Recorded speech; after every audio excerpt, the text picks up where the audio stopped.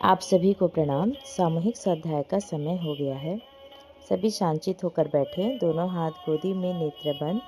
गायत्री महामंत्र साथ साथ सा स्वर दोहराएं। ओम भूर्भुवः स्वः तत्सवितुर्वरेण्यं भर्गो देवस्य धीमहि धियो यो नः प्रचोदयात्।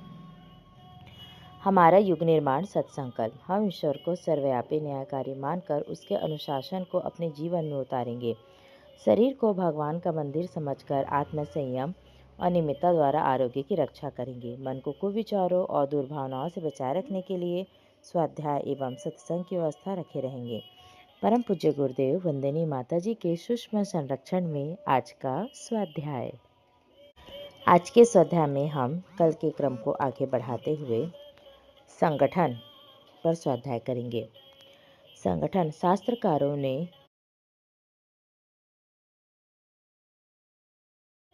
संघ शक्ति कलयुगे सूत्र में वर्तमान समय में संघ शक्ति संगठन एकता को प्रधान शक्ति माना है।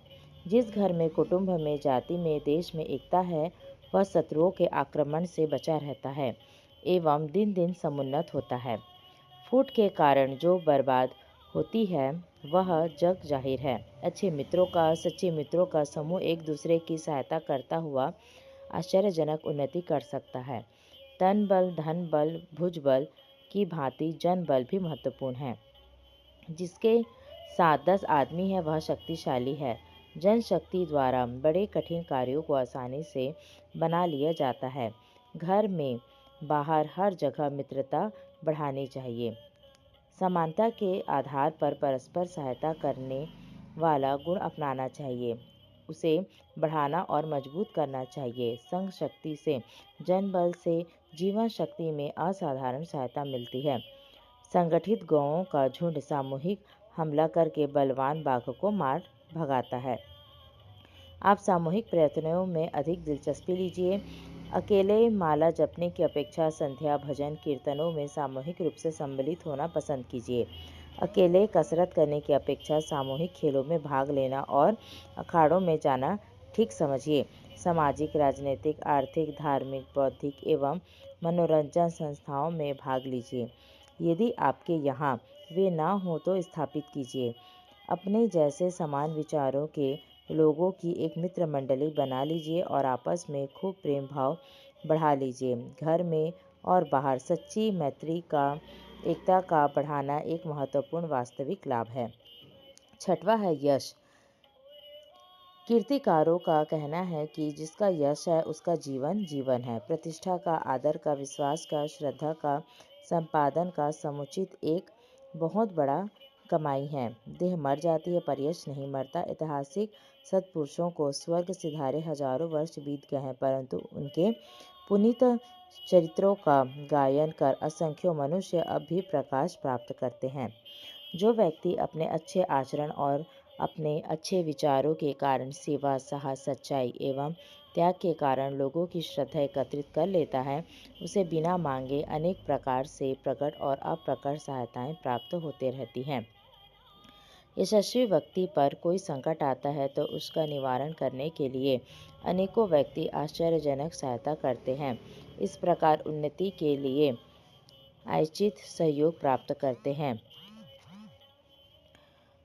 सुविख्यात द्वारा, जिनके द्वारा दूसरों के हृदयों को जीत लिया गया है, इस प्रकार में यथार्थ में वे ही विजयी हैं। प्रतिष्ठा आत्मा को तृप्त करने वाली दैवीय संपत्ति है। बाजार में ईमानदारी एवं सच्चाई के लिए जिसकी ख्याति है वही व्यापारी स्थायी लाभ कमाता है। यशस्वी पर हमला करके अपने आप को सबकी निगाह में गिरा लेने के लिए कोई बिरले ही दुस्साहस करेंगे। यह यश सद्गुणों से, सत्कर्मों से, सत्कार्यों से, सद्विचारों से एवं भीतर बाहर के विश्वस्त रहने वालों को ही प्राप्त होता है। सातवां है शौर्य। साहसी बाजी मारता है, हिम्मत वालों की खुदा मदद करता है। आपत्ति में विचलित ना होना, संकट के समय धैर्य ना खोना, विपत्ति के समय विवेक को कायम रखना मनुष्य की एक बहुत बड़ी विशेषता है। बुराइयों के विरुद्ध लड़ना, संघर्ष करना और उन्हें परास्त करके दम लेना शौर्य है। शांति अच्छी है, परंतु अशांति का अंत करने वाली अशांति भी शांति के सामने ही अच्छी है। कायरता की जिंदगी से मर्दानगी की मौत अच्छी है। स्वाभिमान, धर्म और मर्यादा की रक्षा के लिए मनुष्य को बहादुर होना चाहिए। खतरे में पड़ने का चाव, निर्भीकता, बहादुरी, जोश, यह सब आंतरिक प्रेरक शक्ति के गर्म खून के चिन्ह हैं जो फूंक फूंक कर पाँव भरते हैं।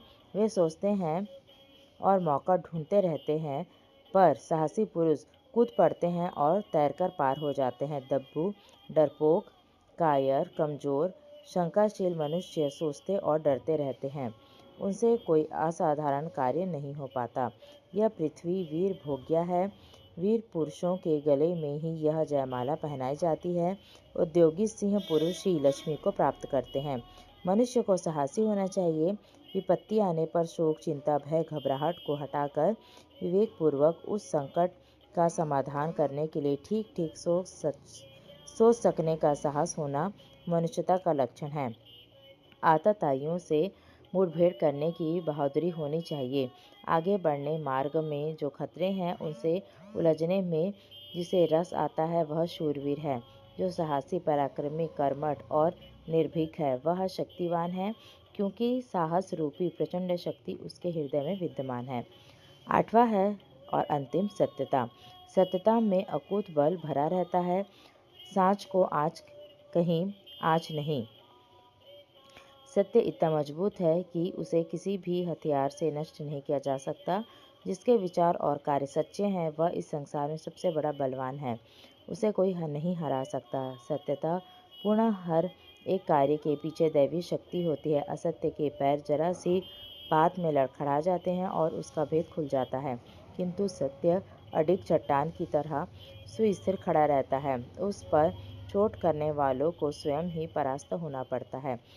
सउद्देश्य, सद्भाव, सद्विचार, सत्कर्म, सत्संकल्प चाहे कितने ही छोटे रूप में सामने आवे, यथार्थ में उनमें बड़ी भारी प्रभावशालिनी महानता छिपी होती है। हजार आडंबरों से लिपटा हुआ असत्य जो कार्य नहीं करता वह कार्य सीधी और सरल सत्यता द्वारा पूरा हो जाता है। सत्यनिष्ठ पुरुष प्रभावशाली, तेजस्वी और शक्तिशाली होता है। जो सत्यनिष्ठ है, मन, कर्म और वचन से सत्यपरायण रहते हैं, उनके बल की किसी भी भौतिक बल से तुलना नहीं की जा सकती। आज का स्वाध्याय यहीं तक। कल के स्वाध्याय में हम शक्ति का दैवीय स्रोत पर स्वाध्याय करेंगे। आप सभी को पुनः प्रणाम। धन्यवाद।